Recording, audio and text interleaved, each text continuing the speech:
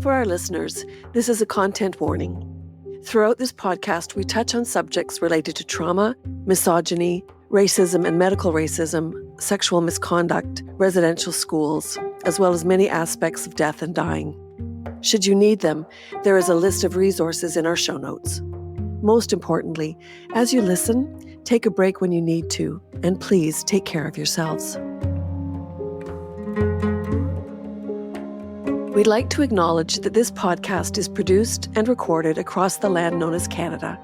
These traditional and treaty territories are full of rich Indigenous histories, home to many diverse First Nations, Inuit, and Métis peoples.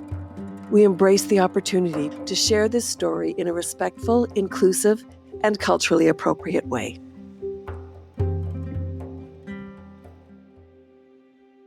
I'm Danielle Wilson-Brown. This podcast is about my mom, Marion Brown. She is a visionary, perpetual student, the biggest nerd, and adventure seeker. She is in a one-life stand with my dad, Fred. She is a mother of 3 and new grandmother of 2 beautiful grandbabies. She is a TV and film producer, former musician, family therapist, governance consultant, and soon-to-be ex-council member of Githatha Nation in BC. Oh, and by the way, she also has pulmonary hypertension. There is no cure, and it will take her life.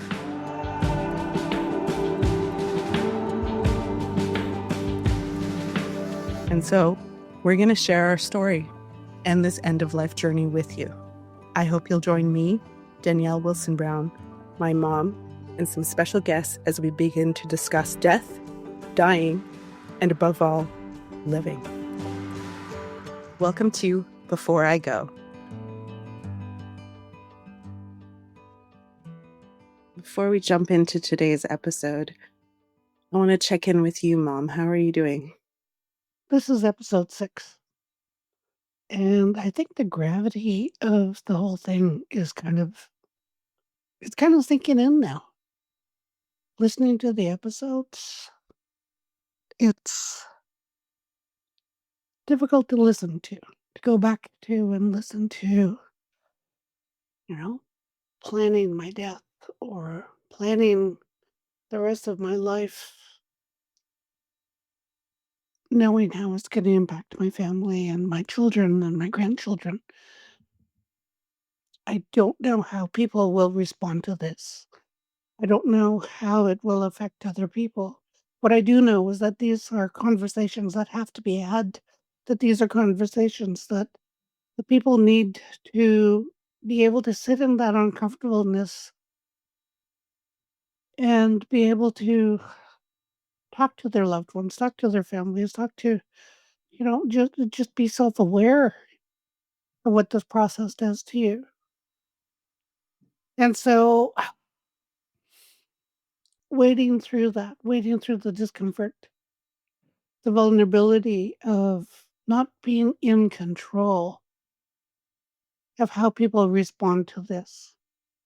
And what I do have to do is I have to thank our listeners for sticking with us. Here we are in episode 6, and we've discussed some very, very difficult, important subjects. And so I applaud them. I applaud us for taking these steps to have these important discussions. So, how am I doing today? Once I've acknowledged all that, I am good. I'm at peace. How are you, Danielle? Yeah, I've been wading through the emotions of, like you, figuring out how important this platform is. Reassessing and asking the questions, why are we doing this? Why are we putting our relationship, our experiences out there? Because these life lessons that we've learned, I've said before, they have been hard fought and they have been hard won. And if they can help other Indigenous families, patients, caregivers, and those who work in the medical field, then yes, being on this platform, having these conversations They're important. And I am so grateful to be in this space. And I am so grateful for our guest today. I'm very impressed. I am very honored to introduce our guest today. And I was hoping you can introduce yourself, let us know where you're calling from, and how are you today? Thanks, Danny. Well, first of all, it's such a privilege and an honor to be here to speak with you. So my name is Polly Cashin. I'm a radiologist and nuclear medicine doctor. I'm a Mi'kmaq from Newfoundland. I grew up in a small community called Cornerbrook, which is on the west coast of Newfoundland and has quite a large Mi'kmaq population. I'm fortunate. I grew up knowing I was Mi'kmaq and had a connection to my culture through my mom and my grandparents. A lot of people in my community didn't have that.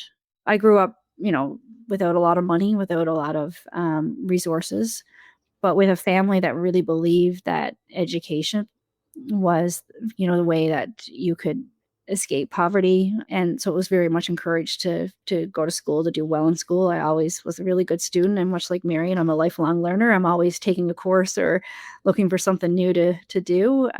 So it's sort of been part of who I am and my identity. Since then, I went to medical school in St. John's, Newfoundland, and then transferred out to UBC to finish up in my nuclear medicine program, and then on to Toronto to do interventional radiology. And then I came back and practiced mostly as an interventional radiology in my early career, but then later as more of a general radiologist. And now I work from home as a teleradiologist. And my passion has shifted to be more in like medical politics, and trying to affect policy and change in the system. And as I said, I was the first Indigenous student in my medical school and the only one in my class. So that certainly affects your perspective and your training as well. I think it was seeing how my family would sometimes be treated in the healthcare system and wanting to make things better. I think it was just a way to give back to my community. I really feel like it was who I was called to be, what I was supposed to be.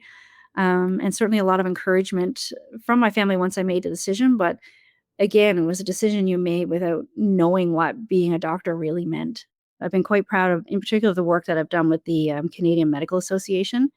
In September 2024, so just this past fall, we did an apology to Indigenous peoples of Canada for the harm that's been caused in the medical system.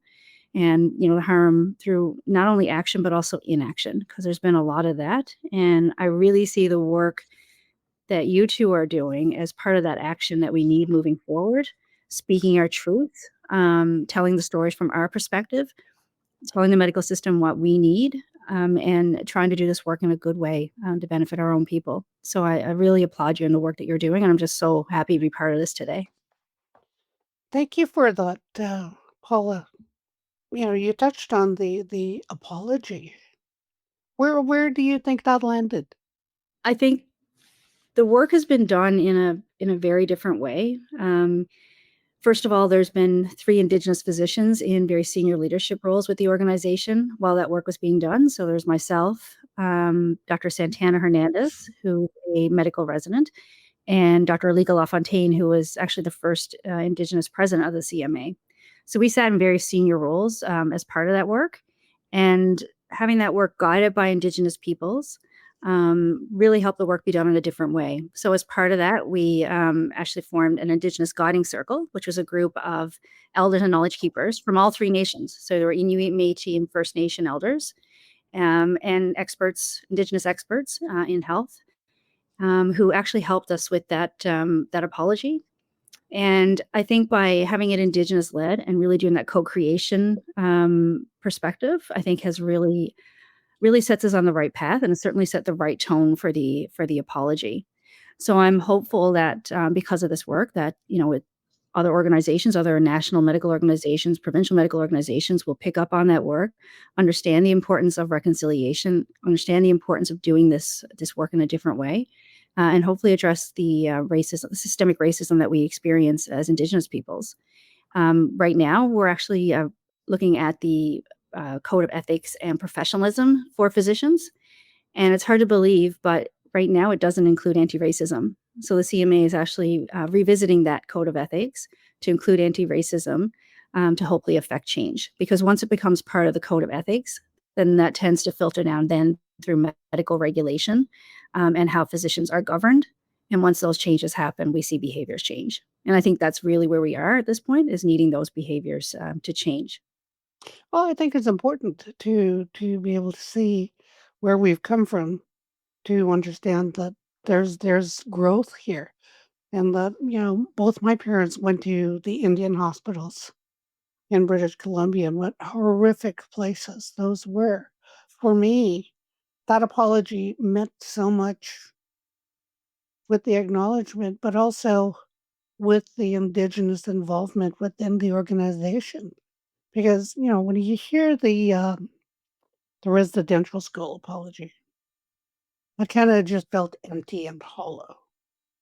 And I have to admit, even the word reconciliation, the word itself makes it sound like we both had done something wrong, and we have to figure out how do we can reconcile that. Whereas we didn't do anything. We just existed. I almost think it's we change the language. We change, we make it more culturally relevant, because our people didn't do anything to deserve the way they were treated in those hospitals, the way we continue to be treated in hospitals today. Yeah, and it's a good point you make. I mean, as Indigenous peoples, we've seen so many reports, the TRC, the missing murder of Indigenous women and girls. I mean, even going back years to like the Royal Commission on Aboriginal Peoples. And we see all these reports come out. We see all the recommendations. At the end of the day, most aren't implemented. And it seems like we move from report to report without any real action. I'm hoping that this is a step forward in the right direction. And I really believe it was that co-creation that happens with this work at the CMA that's going to make the difference, and that this won't just be another empty apology. So right now, the CMA has very good senior leadership who identify Indigenous health as a priority. But what happens in a year or two if the priority shifts? Where does that leave the Indigenous health work? Where does that leave the apology? Where does that leave the hope and promises that have been made to Indigenous peoples? And that's what I worry about. And until there's a recognition that we need more Indigenous peoples in senior leadership roles in healthcare, I'm afraid that, we'll still be continuing to go from report to report with no real meaningful change. And we can see the difference it makes when we have people in those roles. Like, as an example, so in the fall, I met with Senator Yvonne Boyer, and just having her in that role at the Senate and the work she's done on forced sterilization and the way she's been able to move that work forward, she couldn't do that without the power of her Senate seat. So that just goes to show that when you do put Indigenous peoples, and in particular Indigenous women, in these roles, we can move mountains. We can really and truly affect change.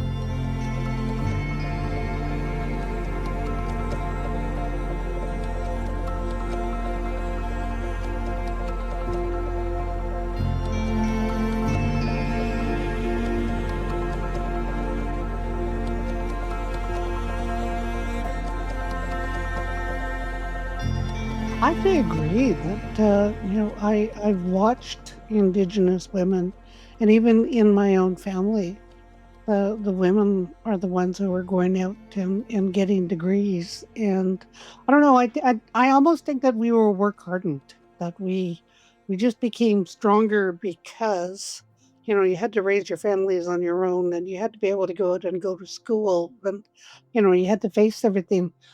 What I think people don't realize is that racism has made us stronger. Did you face anything similar while you're going to school? It's a real problem in medical school and medical education. I think for any of us going through, we've experienced some form of anti-Indigenous racism. I graduated in 2000, so quite a few years ago. But at that time, I was the only Indigenous student in my class. And I think, when you sit in any space as the only Indigenous person, the potential for harm is increased. I think we're addressing it now. We have, recruitment of multiple Indigenous students in each class. I think there's a greater awareness of anti-Indigenous racism in medical education. There's resources available to students now that they can reach out. There's a lot of more senior physicians like myself who are available and around if a student has an issue. Like, as an example, I had to support one of my mentees through an incident of anti-Indigenous racism that she experienced in the system. And that was only 2 years ago. So it's still an ongoing problem, but now I think there's probably more support for those students and people they can reach out to help them navigate it. But anytime that you're, one of the first into a system and the only person at that table or in that space, there certainly is a lot more challenge. But I would say that it's still a very prevalent problem for our students and one that we're still trying to address. I do want to ask, I mean, you don't have to answer, but what happened early in your career? So I worked in a small rural hospital in Newfoundland, and how it initially started is that I supported a young internationally trained radiologist who came into our department to work, and she was harassed by senior leaders in the organization. And it reached a pinnacle point, I guess, when she was 35 weeks pregnant. She was immigrating to Canada, so her immigration depended on that particular job offer. So when they pulled her job, um, she was basically left in Newfoundland with no employment, no health insurance at 35 weeks pregnancy, and her immigration status was in jeopardy. So I stepped in to help her, and that made me a target. To me, it was very clearly anti-Indigenous racism and misogyny. There were a couple of us who spoke out for her. So the white male surgeon who spoke out for her, there was nothing, it wasn't even a negative comment on his evaluation about him speaking up. There was a white female doctor, she struggled a little bit in the workplace after, trying to support this other woman, but it didn't affect her ability to work. She was eventually left and she was able to go on and work elsewhere. But for me as a Mi'kmaq woman, I was very targeted. They removed my privileges, which means I didn't work for 3 years. It ended up in a very long, protracted legal process over about 8 to 10 years. It actually only settled at the end of last year. They admitted the wrongdoing and said that what happened to me should never have happened. So at the end of the day, you win, but is there any real justice when you've had your career interrupted like that? When you think about how that took my attention away from my practice, from, my family, can you imagine what you could accomplish if you'd spent that many hours doing research or doing advocacy or doing things to help our people? That was taken from me. So to say that you win at the end it's really not a win. I think it makes me feel vindicated, because I know that what happened to me was wrong, but I'm not accepting that status quo is okay. So I'm choosing to fight back now against the system, and not so much for myself because I recognize, that it's very unlikely that I'll ever find a level of success that I deserve within that system. But I can be the person who affects, policy, makes the policy change, even just make them think twice about how they treat the next Indigenous woman that comes into that space. So I've reclaimed that as my power, and I really believe that that's what the creators called me to do. We have mentioned in other episodes where it's like medical racism, discrimination, generational trauma, what that looks like happens even before we go to the hospital, before we go to the clinic.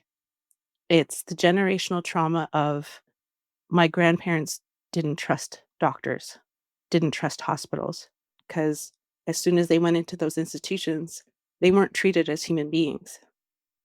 But for our listeners who have no idea what that's like, what does that look like? What are we dealing with? A lot of people want to believe that the system is not racist, that systemic racism is not an issue. And I think the first thing is acceptance. The medical community has to accept its history. It has to accept that truth. And until that happens, we're not going to see the changes that we need to see. There's this false belief among a lot of healthcare practitioners, in particular physicians, that systemic racism is a thing of the past, that the residential school system is a thing of the past, that the 60 scoop is a thing of the past, that trauma and forced sterilization of Indigenous women is a thing of the past. It is not. And I think that's the first thing, is that truth telling and acceptance by these individuals that it is an ongoing problem and that it still exists in our system. And outside of my professional capacity, I also have to access the system. I have family who need to access the system. And I can just share the story of what happened with my mom. So my mom passed away in 2012. She was in her early 60s. She had lymphoma. She regularly experienced anti-Indigenous racism. usually at the moment when you would present your status card. And she would tell me that. She could feel the shift in the way she was treated when she showed up for care by herself. And then when I was in the room and they realized that I was a doctor. That's real, and all the education in the world doesn't protect me from it, right? It's who you are when you walk into the system. When I walk in, I might be a physician, but at the time, I'm a vulnerable patient. So in my mom's case, she was actually cured of her lymphoma, but unfortunately, the chemotherapy that cured her cancer ended up causing severe toxicity and damage to her lungs, and she died within a matter of a couple weeks after that was diagnosed. She had a very difficult death. Not only was she presented with the knowledge that she wouldn't survive much longer, but her lung function deteriorated so quickly. And then the low oxygen levels ended up causing her a lot of confusion and anxiety. Mentally, growing up, she was literally the strongest person I'd ever met. As Marion said, as Indigenous women, we are resilient and we survive. So she had never really struggled with anxiety or depression. So it was a huge shift in her emotional state at that point. And of course, as a physician, I was advocating for her care. And I really felt that, her struggles at the end of life, and in particular, the mental health effects that she experienced as a result of her illness, weren't treated well. So I'm a physician. I was pushing and asking for the medications. I know how the system works. I know, what the treatment would be. And at the end of her life, I was advocating for her. And just before she died, I was accused of trying to euthanize my mother. Having, an MD and having all this education didn't protect me from that. It didn't allow me to help my mom when she needed me. That was in 2012. So I'm hopeful now that things have changed a bit more since the introduction of MAID.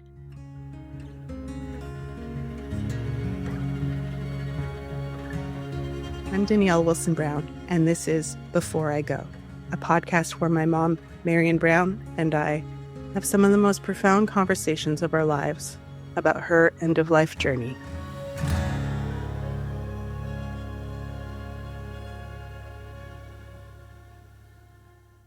And I'm so sorry for the loss of your mom and how that came about.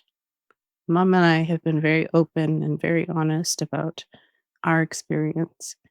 And, as her daughter, as her caregiver, it's incredibly difficult.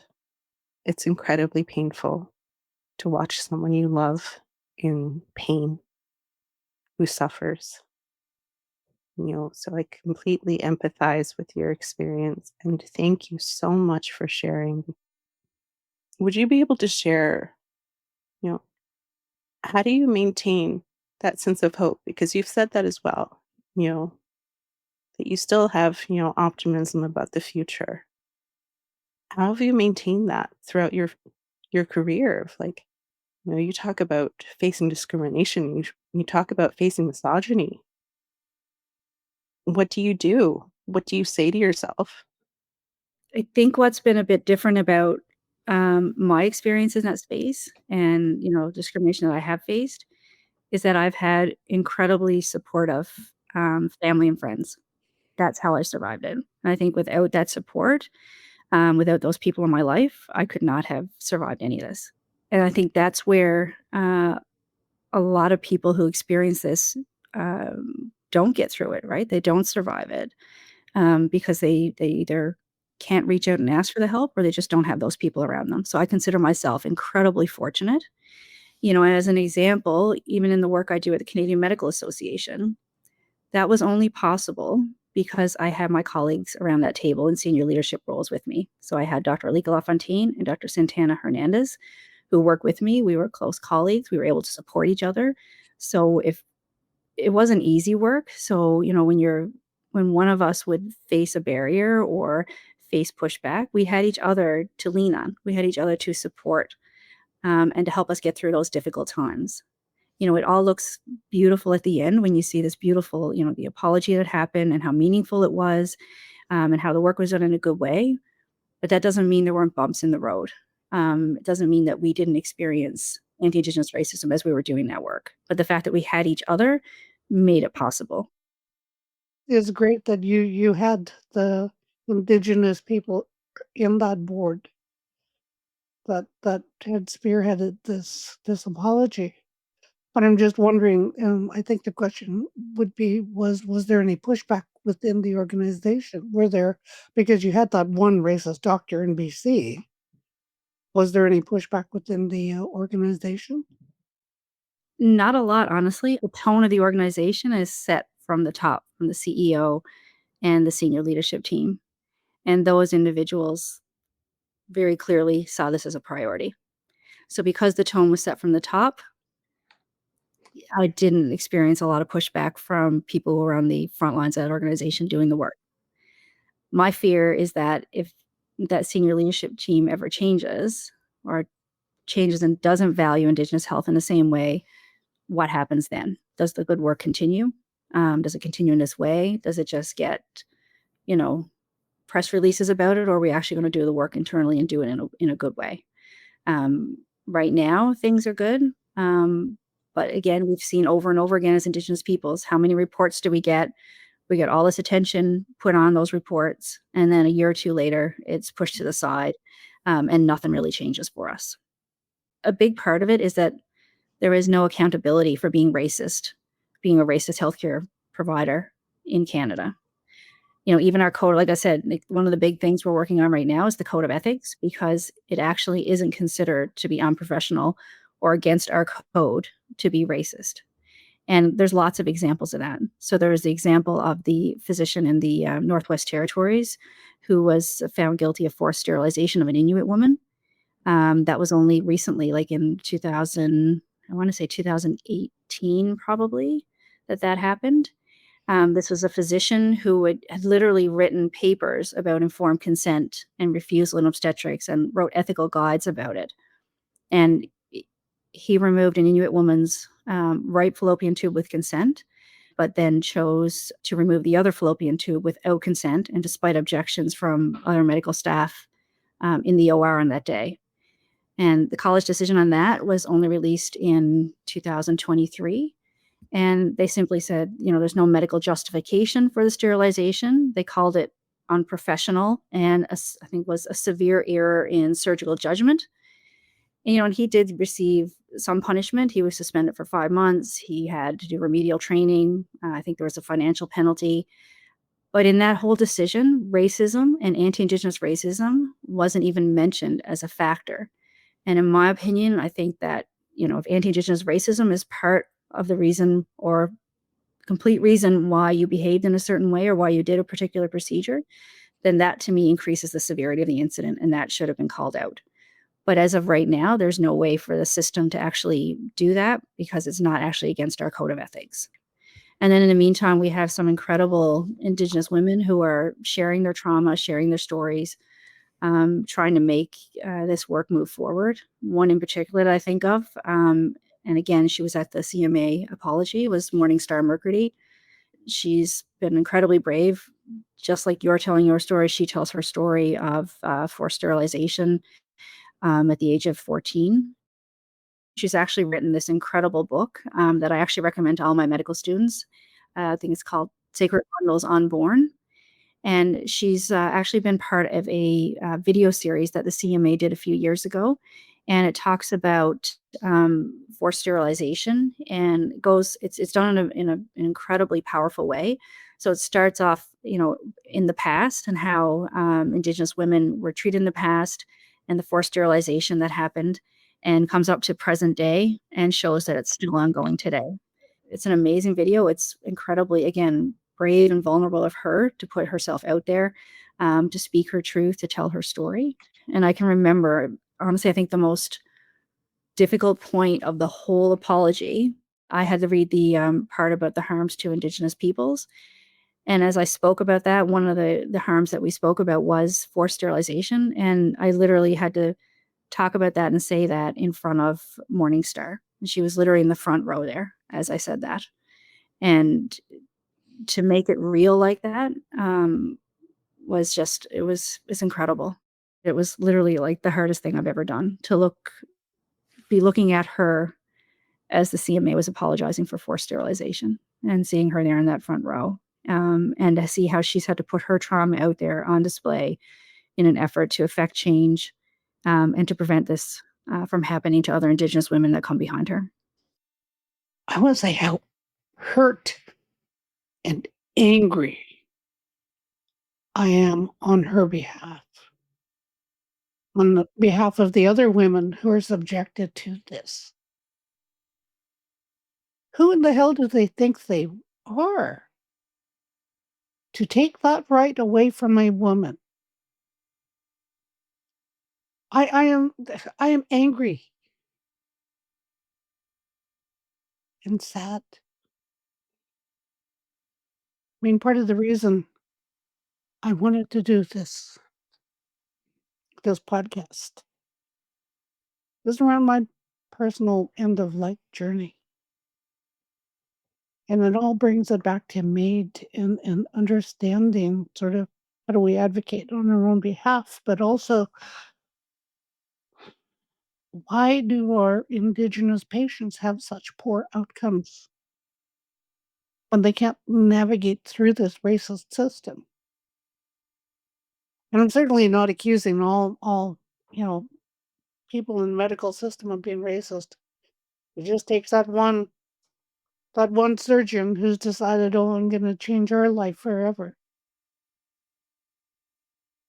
While this was standard practice in the 60s, that was the last time I've heard of it happening in my region. But for it to continue to happen. But for Morningstar Mercury to use that, to propel that, to put it out there, and like you said, to put trauma on display, why in the hell do we have to do that for people to hear us, to see us as human beings? Sacred bundles unborn. That's the ultimate form of racism.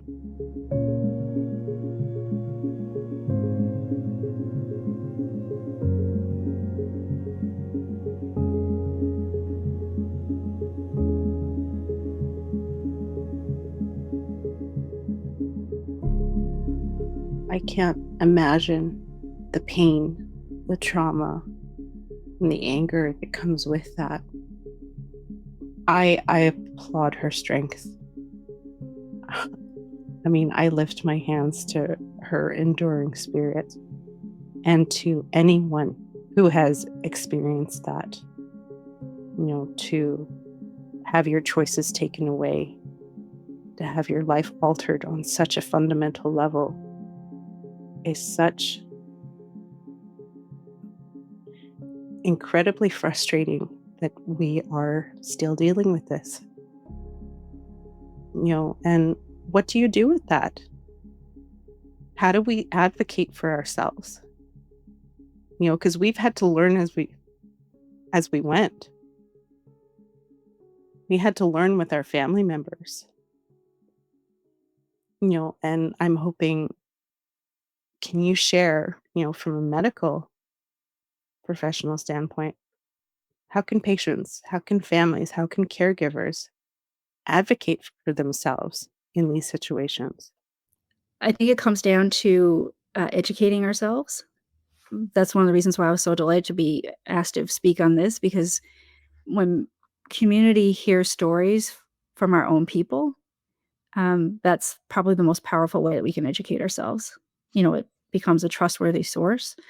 There's a lot of distrust still in the medical system. People don't trust necessarily what physicians and what the healthcare system are telling them.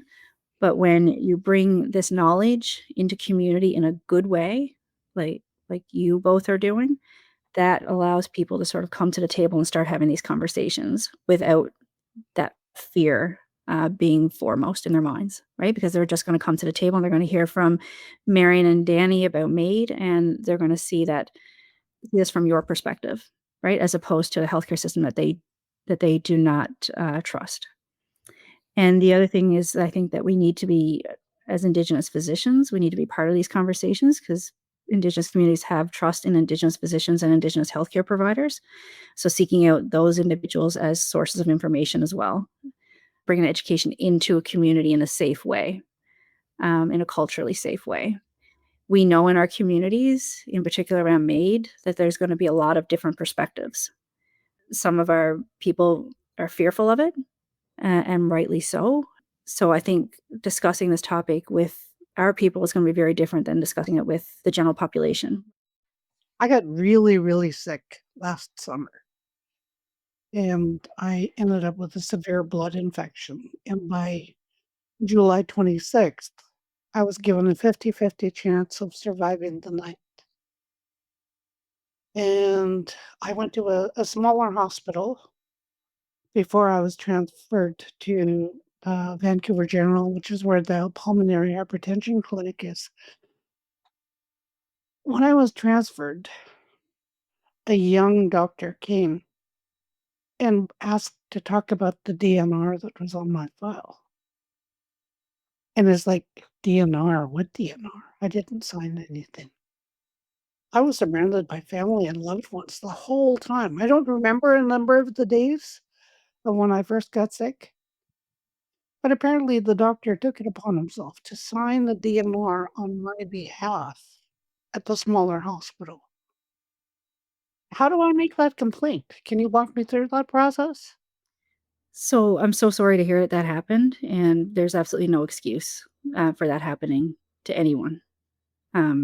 That's a personal decision, and it's one that has to be discussed with fully informed consent before that's put on your chart. Usually the complaint process can be done through the hospital itself to say that this happened and ask for an investigation and ask the administration there to look into it. The other place that you can bring your concerns is to the College of Physicians in British Columbia, and they can certainly look into that. So those are the two sources that you should go to if you have concerns. Something that I do see is that Indigenous patients don't come forward with complaints. So I'm on the board with the Canadian Medical Protective Association, which is our malpractice coverage for physicians, and very few Indigenous patients make complaints. And part of that is that we don't trust the system. So you don't trust the medical system, well, you don't trust the legal system either, right? Or you don't believe that the complaint is going to be taken seriously, that it's actually going to result in change.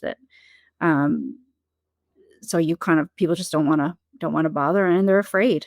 A lot of it comes down to Indigenous patients are afraid to complain because maybe if the next doctor finds out you made a complaint, then maybe you won't get the treatment that you need. And there's such a shortage of physicians who are available to help us, and to help us in a good way, that is a real fear that people have. What's interesting is, though, there are people that are trying to address this issue. So, as an example, my colleague, who I've mentioned previously, Dr. Alika LaFontaine, so he was the first Indigenous president at the Canadian Medical Association. He and his brother have actually developed an app that's looking at anti-Indigenous racism across Canada. It provides a way for patients to input their complaints in a way that they can't be identified as an individual. I'm not sure exactly how the whole thing works, but the way the data is collated, that you aren't identified as an individual, but it'll identify if there's a problem in a particular area. Right now, it's not available right across the country. It's just sort of just starting. But I think that's the sort of information and complaint process that we'll need as Indigenous peoples. It makes it safe to make a complaint. And I think going forward, that technology will certainly help us. Well, I think that was part of the thing with when my mom got sick. My mom was diagnosed with ovarian cancer, stage 4, I believe it was. It took her a long time to get diagnosed, but when she was finally diagnosed, part of what I took upon myself as her medical advocate was to let any person who came into her room within the hospital know that she doesn't trust you. And here's why she doesn't trust you. She went to an Indian hospital. She saw horrific things happen there. I had actually gotten a little angry at the doctors. And my mom was just, no, no, no, don't say anything. Because she was afraid that there would be some retaliation of some sort.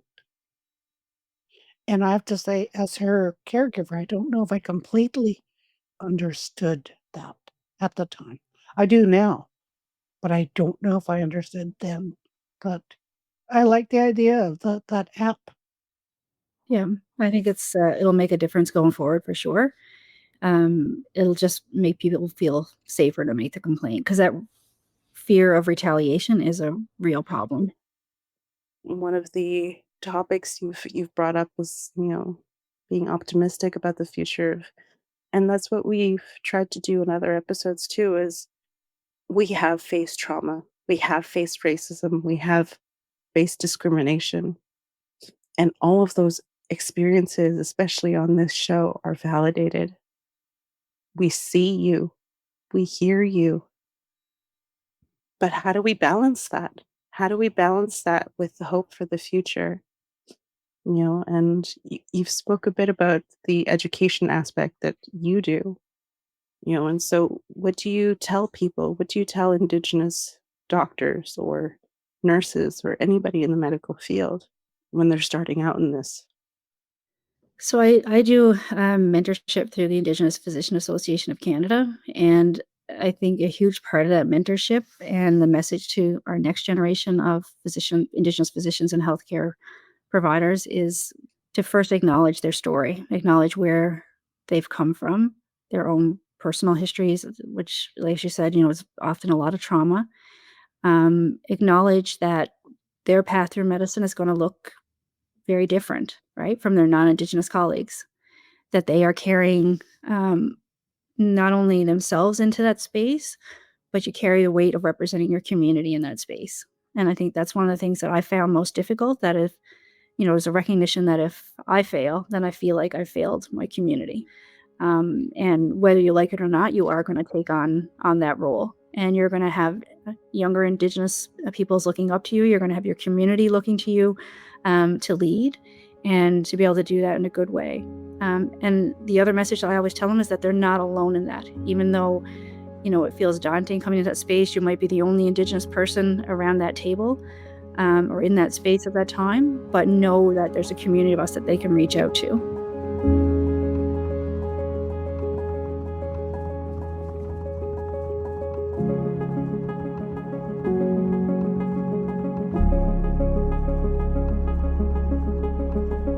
Paula, thank you. Thank you for the work that you do. Thank you for having the resilience to stand and speak on behalf of our people, to make changes from within, to continue to have that voice that you do have. But I'm grateful for you. I'm grateful for the work that you do, for the work that you do for our people, and I'm challenging the systems to change, to sit in those uncomfortable times, to acknowledge the things that are broken so that they can be fixed. I hope that there'll be enough of us within these systems to make meaningful change, so that when you don't have an Indigenous person on that board, that change stays, so that our children, our grandchildren, and the children yet unborn don't have to fight the same fights that we fight.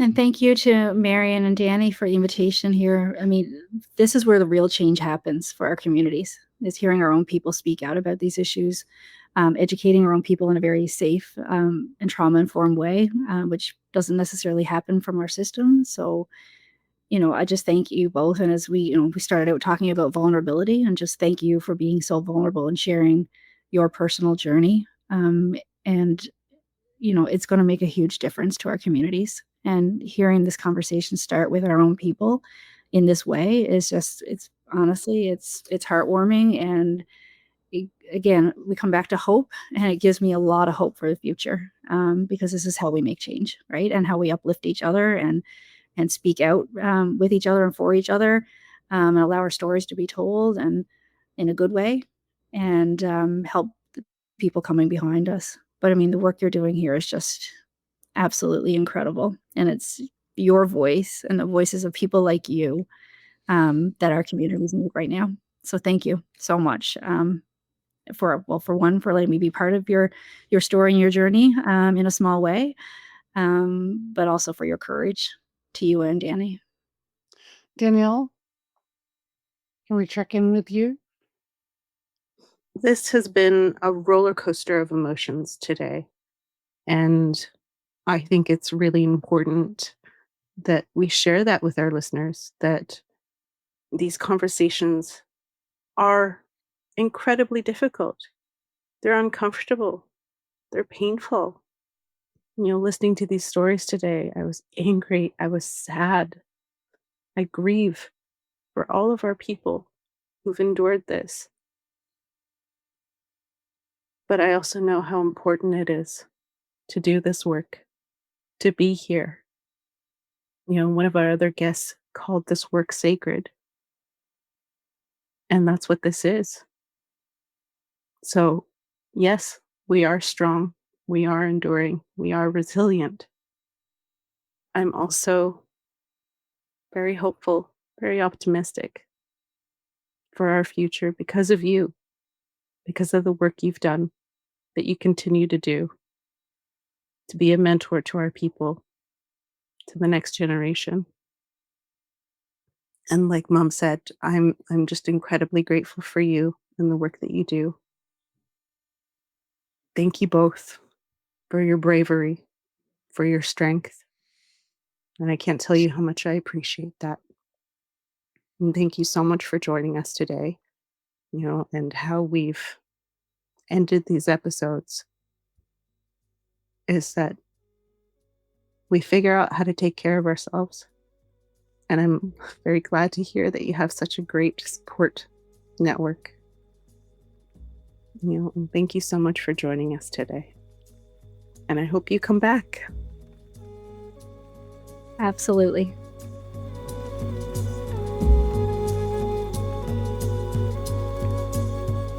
Thank you so much for joining us, and take care of yourselves. Self-care is not a choice, it's mandatory. Figure out how to take care of yourself.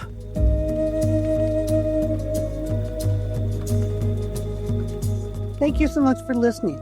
We hope our conversations provided a unique perspective, opened the door to your own discussions, and offer some comfort. If you have any questions or would like to learn more about anything we've discussed or haven't discussed, let us know in the comments. Until next time, at Lugo Doexip Noon. Before I go, gratefully acknowledges the financial support of the Indigenous Screen Office.